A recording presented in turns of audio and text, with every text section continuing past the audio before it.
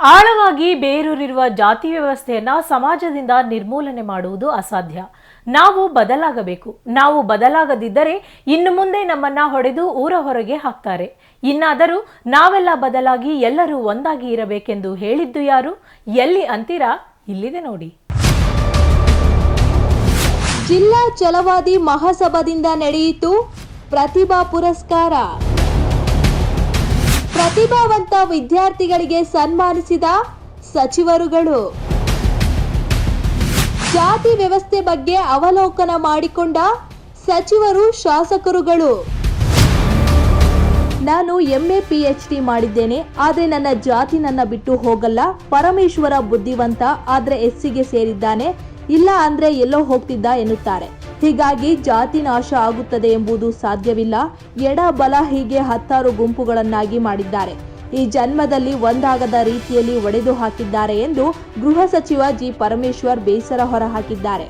ಹೌದು, ದಾವಣಗೆರೆಯ SS ಮಲ್ಲಿಕಾರ್ಜುನ ಸಭಾಂಗಣದಲ್ಲಿ ನಡೆದ ಛಲವಾದಿ ಮಹಾಸಭೆಯ ವತಿಯಿಂದ ಛಲವಾದಿ ಸಮಾಜದ ಪ್ರತಿಭಾವಂತ ವಿದ್ಯಾರ್ಥಿಗಳಿಗೆ ಪ್ರತಿಭಾ ಪುರಸ್ಕಾರ ಸಮಾರಂಭವನ್ನು ಹಮ್ಮಿಕೊಂಡಿದ್ದು, ಸಮಾರಂಭದಲ್ಲಿ ವಿದ್ಯಾರ್ಥಿಗಳನ್ನು ಅಭಿನಂದಿಸಿ ಅವರು ಮಾತನಾಡಿದರು.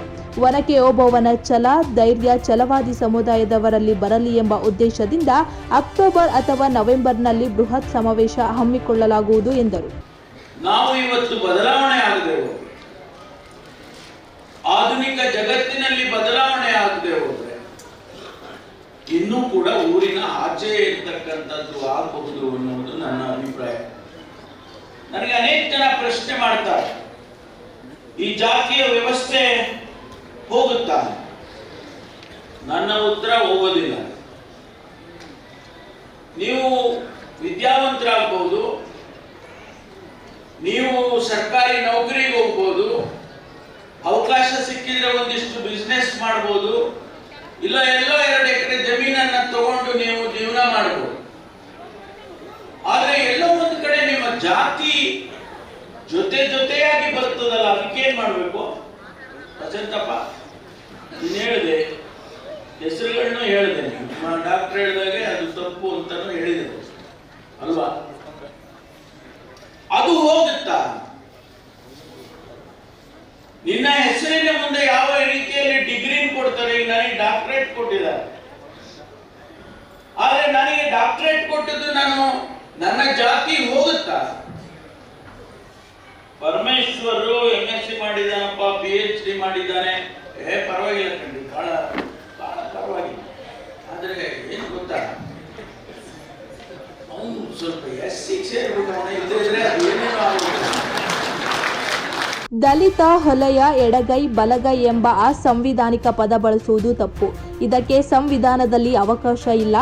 SC ST ಅಂದ್ರೆ ಪರಿಶಿಷ್ಟ ಜಾತಿ, ಪರಿಶಿಷ್ಟ ವರ್ಗ ಎಂದು ಹೇಳಬೇಕು. ಶೋಷಿತ ಸಮುದಾಯಗಳು ಒಂದಾಗಿ ಒಗ್ಗಟ್ಟಾಗಿ ವೈಜ್ಞಾನಿಕ ವೈಚಾರಿಕ ಬದುಕು ರೂಪಿಸಿಕೊಳ್ಳಬೇಕು ಎಂದು ಮಹಾದೇವಪ್ಪ ಕಿವಿಮಾತು ಹೇಳಿದರು.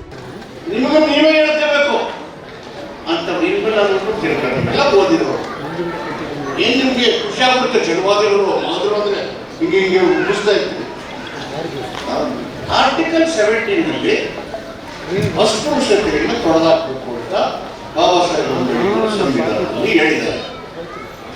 ಈ ಸಂವಿಧಾನ ಹೆಂಗೈತೆ ಅಂತ ಓದಿ ಹೇಳಿದ್ದೀನಿ.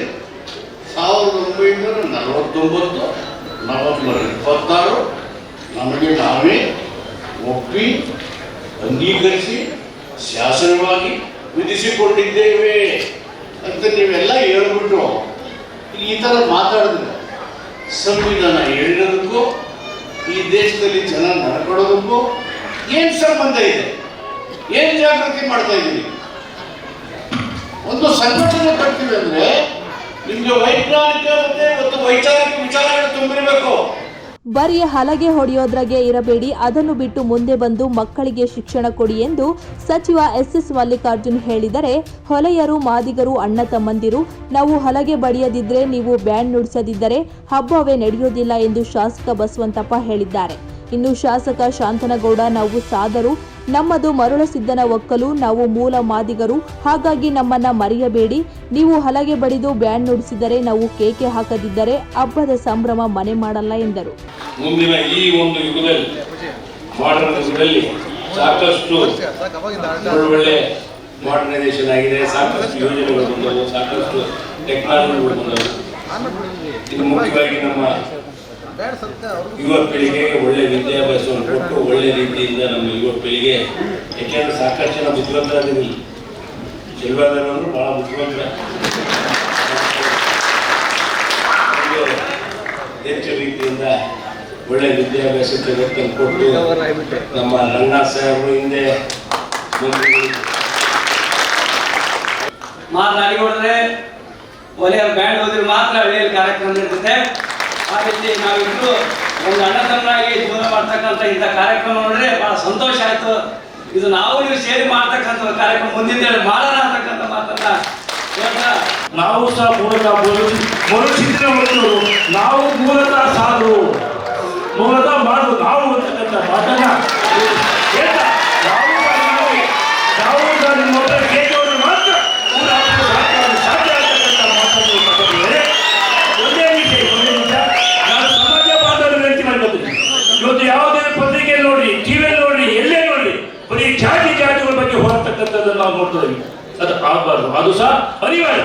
ಈಗಿನ ಪರಿಸ್ಥಿತಿಯಲ್ಲಿ ನಾವು ಬಾಯಿ ಬಿಟ್ಟು ಕೂಗದೆ ಹೋದ್ರೆ, ಅಲ್ಲಿಗೆ ಹೊಡೆದ್ರೆ, ಸಿಡಿ ಹೊಡೆದೇ ಹೋದ್ರೆ ಯಾವುದು ಸಾಮಾಜಿಕ ಕೆಲಸ ಆಗತಕ್ಕಂಥದ್ದನ್ನು ನಾವು ಅರ್ಥಕೋಬೇಕು ಅಂತಕ್ಕಂಥ ಮಾತನ್ನು ಹೇಳಿ, ಒಟ್ಟಿನಲ್ಲಿ ಛಲವಾದಿ ಮಹಾಸಭಾದಿಂದ ಹಮ್ಮಿಕೊಂಡಿದ್ದ ಪ್ರತಿಭಾ ಪುರಸ್ಕಾರದಲ್ಲಿ ಮಕ್ಕಳು ಪ್ರತಿಭಾ ಪುರಸ್ಕಾರ ಸ್ವೀಕರಿಸಿ ಸಂಭ್ರಮಿಸಿದರೆ ನಾಯಕರು ಜಾತಿ ವ್ಯವಸ್ಥೆ ಬಗ್ಗೆ ಅವಲೋಕನ ನಡೆಸಿದ್ದಂತೂ ಸತ್ಯ. ಕ್ಯಾಮ್ರಾ ಪರ್ಸನ್ ರಾಕೇಶ್ ಜೊತೆ ಅಣ್ಣೇಶ್, ಒನ್ ಕನ್ನಡ ನ್ಯೂಸ್, ದಾವಣಗೆರೆ.